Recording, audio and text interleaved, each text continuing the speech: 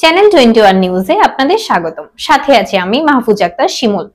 আয় বন্ধুরা, ফিরে আয় শৈশব কৈশোরের এই ঠিকানায়, আরেকটা দিন কাটুক না হয় সব ভুলে এই আঙিনায়। এই স্লোগানে বরিশালের গৌরনদী পূর্ব হোসেনাবাদ SKM উচ্চ বিদ্যালয়ের প্রাক্তন ছাত্রছাত্রীদের পরিষদের উদ্যোগে চতুর্থতম আয়োজিত পিকনিক 2025 অনুষ্ঠিত হয়েছে। গজারিয়া প্রতিনিধির রিপোর্টে বিস্তারিত।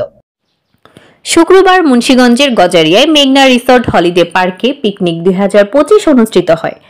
এ সময় ব্যাচের প্রাক্তন ছাত্রছাত্রীরা সম্পর্কে সেতুবন্ধনের লক্ষ্যে সকলে একই রঙের টি-শার্ট পরিধান করে ফটো সেশন করে।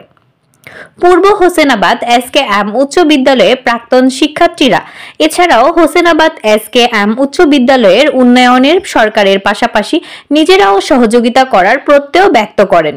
এ সময় প্রাক্তন ছাত্র আনোয়ার হোসেনের মামুনের সঞ্চালনায় ও পূর্ব হোসেনাবাদ SKM উচ্চ বিদ্যালয়ের প্রাক্তন ছাত্র পরিষদের আহ্বায়ক বিশিষ্ট শিল্পপতি সৈয়দ শাহ আলমের সভাপতিত্বে এই সময় আরো উপস্থিত ছিলেন সাবেক পুলিশ কর্মকর্তা শরিকুল রহমান ফরহাদ, বিশিষ্ট ব্যবসায়ী সমাজসেবক Mohammad Ziaur Rahman, FCGS head of Intertek Bangladesh Mohammad Taimur Hasan, Selim Mahmud, Mohammad Liton, Mohammad Nesar Uddin, Mohammad Jasim Uddin, Mohammad Humayun Kabir, সাবেক সভাপতি ঢাকা মহানগর উত্তর, মেহেদি হাসান রুহেল, মোহাম্মদ হিরন, মোহাম্মদ রেজাউল, মোহাম্মদ শিপলু, মোহাম্মদ নিজাম সাখওয়াত, মামুন হাওলাদার সহ অনেকেই। এই কারণে আমরা সবাই উচ্ছ্বাসিত এবং আনন্দিত। আমরা সবাই চাচ্ছি এরকম প্রতি বছরই এখানে বিভিন্ন ভেন্যুতে আমরা পূর্ব হোসেনাবাদ স্কুলের এরকম পিকনিক হোক, বনভোজন হোক, পুনর্মিলনী হোক। এবং আমরা এই স্কুলের সবাই প্রাক্তন ছাত্রছাত্রী। আমরা এখানে ঢাকাতে প্রতি বছরই এই ধরনের একটা আয়োজন করে থাকি, বার্ষিক মিলনের মতো একটা বনভোজন, এবং এটা চতুর্থবারের মতো।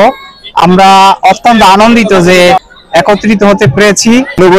আমি উচ্ছ্বসিত, আনন্দিত, ভালো লাগতেছে। এলাকার এই যে যুবকরা এটা করে, আমাদের মানে এই বয়সে আমরা ওদের কারণে মানে বছরে একবার আমরা একত্রিত হই, এবং আমরা এটা একেবারে আমাদের স্ত্রী সন্তান সহ সবাই একেবারে সকাল সন্ধ্যা উপভোগ করি।